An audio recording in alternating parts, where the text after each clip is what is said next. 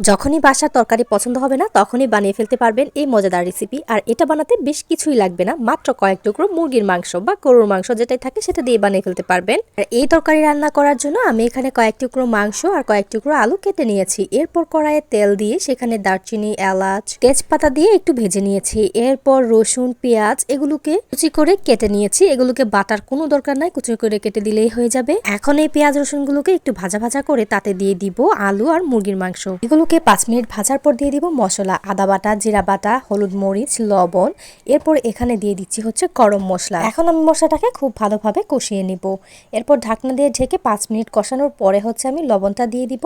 লবণটা দেওয়ার পরে অল্প পরিমাণে পানি দিয়ে এটাকে আমি কষাতে শুরু করব। আর এটা কষানোর মধ্যেই হয়ে যাবে। আর এই মাংসের রেসিপিটা করতে হলে তেলের পরিমাণটা একটু বেশিই দিতে হবে, কারণ এই মাংসটাকে আমি ভাজা ভাজা করব। আপনারা চাইলে কালো কালো করে নিতে পারবেন।